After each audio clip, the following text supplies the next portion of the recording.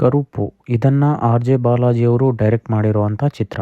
ಸೂರ್ಯ ಮತ್ತೆ ತ್ರಿಷಾ ಅವರು lead role ಅಲ್ಲಿ ಕಾಣಿಸ್ಕೊಂಡಿದ್ದಾರೆ. ಅಷ್ಟೇ ಅಲ್ಲದೆ ಡೈರೆಕ್ಟರ್ ಅವರೇ ಡೈರೆಕ್ಟ್ ಮಾಡಿ ಮೇನ್ ವಿಲನ್ ಆಗಿ ಕಾಣಿಸ್ಕೊಂಡಿದ್ದಾರೆ. ಸೊ ಸಿನಿಮಾ ಹೇಗಿದೆ, ಏನೆಲ್ಲ ಇಷ್ಟ ಆಯ್ತು ಅಂಡ್ ಏನೆಲ್ಲ ಬೆಟರ್ ಆಗ್ಬೋದಿತ್ತು ಅಂತೆಲ್ಲ ಈ ರಿವ್ಯೂ ಅಲ್ಲಿ ನೋಡ್ಕೊಂಡ್ ಬರೋಣ. ಅದಕ್ಕಿಂತ ಮುಂಚೆ ನಾವು ಮಾಡೋ ಕಂಟೆಂಟ್ ಇಷ್ಟ ಆದ್ರೆ ಮಾತ್ರ ಸಬ್ಸ್ಕ್ರೈಬ್ ಮಾಡಿ ಸಪೋರ್ಟ್ ಮಾಡಿ, ರೀಚ್ ಆಗೋದಕ್ಕೆ ಹೆಲ್ಪ್ ಆಗುತ್ತೆ.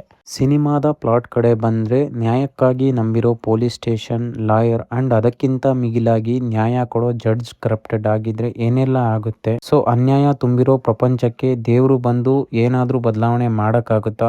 ಅಂಡ್ ಆ ಬದಲಾವಣೆ ಅನ್ನೋದು ದೇವ್ರು ತನ್ನ ಪವರ್ ಯೂಸ್ ಮಾಡ್ದೇನೆ ಒಬ್ಬ ಸಾಮಾನ್ಯ ಮನುಷ್ಯನ ಹಾಗೆ ಇದ್ದು ಕೋರ್ಟ್ ಅಲ್ಲಿ ನ್ಯಾಯ ಪಡ್ಕೊಳ್ಬೇಕು ಅನ್ನೋದೇ ಈ ಸಿನಿಮಾದ ಕೋರ್ ಪಾಯಿಂಟ್. ಇಲ್ಲಿ ಒಬ್ಬ ಬಡ ತಂದೆ ಮತ್ತೆ ಮಗಳಿಗೆ ಅನ್ಯಾಯ ಆಗಿರುತ್ತೆ. ಅದು ಪೊಲೀಸ್ ಸ್ಟೇಷನ್ ಇಂದ ಸ್ಟಾರ್ಟ್ ಆಗಿ ನ್ಯಾಯಕ್ಕಾಗಿ ಅವರು ಕೋರ್ಟ್ನ ಸುತ್ತಾ ಇರ್ತಾರೆ. ಕೆಲವು ಕಾರಣಗಳಿಂದ ಅವರು ಅನ್ಕೊಂಡಿರೋದು ನಡೀತಾ ಇರಲ್ಲ. ಸೊ ಹೀಗಿರುವಾಗ ಕರುಪ್ಪ ಸ್ವಾಮಿ ಬಂದು ಏನ್ ಮಾಡಿದ್ರು ಅನ್ನೋದು ನೀವು ಸಿನಿಮಾ ನೋಡಿನೇ ತಿಳ್ಕೋಬೇಕು. ಇನ್ನು ಸಿನಿಮಾದಲ್ಲಿ ನಂಗೆ ಇಷ್ಟ ಆಗಿದ್ದು ಅಂದ್ರೆ ಅದು ಇವರು ತಗೊಂಡಿರೋ ಕೋರ್ ಐಡಿಯಾ ಅಂತ ಹೇಳ್ತೀನಿ.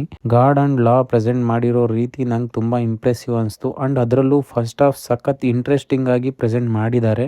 ಅಂಡ್ ಒಳ್ಳೊಳ್ಳೆ ಇಂಟ್ರೆಸ್ಟಿಂಗ್ ಸಿಚುವೇಶನ್ಗಳು ಬರ್ತಾ ಹೋಗ್ತವೆ. ಸಿನಿಮಾ ಸೀರಿಯಸ್ ಆಗ್ತಾನೆ ಹೋಗುತ್ತೆ ಅಂಡ್ ಅದಕ್ಕೆ ಕನೆಕ್ಟ್ ಕೂಡ ಆಗ್ತೀವಿ. ಸಿನಿಮಾದಲ್ಲಿ ಮೇಜರ್ ಹೈ ಕೊಡೋ ಮೂಮೆಂಟ್ ಅಂದ್ರೆ ಅದು ಇಂಟರ್ವಲ್ ಬ್ಲಾಕ್.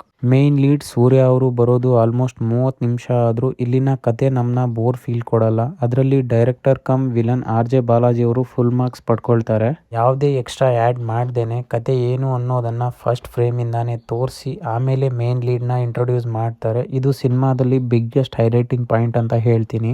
ಇನ್ನು ಪರ್ಫಾರ್ಮೆನ್ಸಸ್ ಕಡೆ ಬಂದ್ರೆ, ಸೂರ್ಯ ಅವರು ಮಾತ್ರ ಒನ್ ಮ್ಯಾನ್ ಶೋ ತರ ಆಕ್ಷನ್ ಪ್ಲಸ್ ಎಮೋಷನ್ ಎರಡರಲ್ಲೂ ಕೂಡ ಹಾಕಿರೋ ಎಫರ್ಟ್ ಕಾಣಿಸುತ್ತೆ.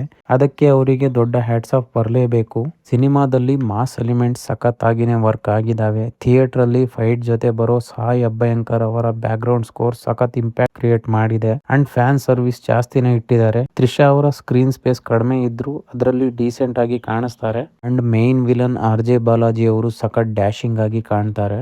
ಆರ್ಡಿನರಿ ಕತೆ ಆದ್ರೂ ಅದರ ಎಕ್ಸಿಕ್ಯೂಷನ್ ಮತ್ತೆ ಪ್ರೆಸೆಂಟೇಷನ್ ಇಂದ ಒಂದೊಳ್ಳೆ ಮೆಸೇಜ್ ಕೊಡುತ್ತೆ.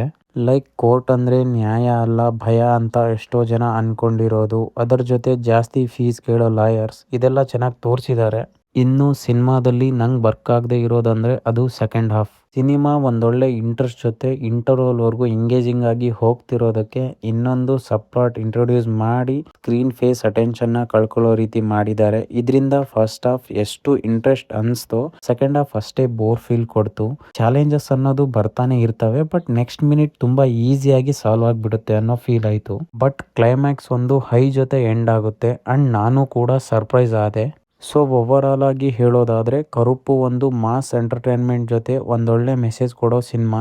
ಇನ್ನು ನೀವೇನಾದ್ರೂ ಸಿನಿಮಾ ನೋಡಿದ್ರೆ ಹೇಗಿತ್ತು ಅಂತ ಖಂಡಿತ ಕಮೆಂಟ್ ಅಲ್ಲಿ ತಿಳಿಸಿ. ವಿಡಿಯೋ ಇಷ್ಟ ಆದ್ರೆ ಸಬ್ಸ್ಕ್ರೈಬ್ ಮಾಡಿ ಸಪೋರ್ಟ್ ಮಾಡಿ ಅಂತ ಹೇಳ್ತಾ ಸಿಗುವ.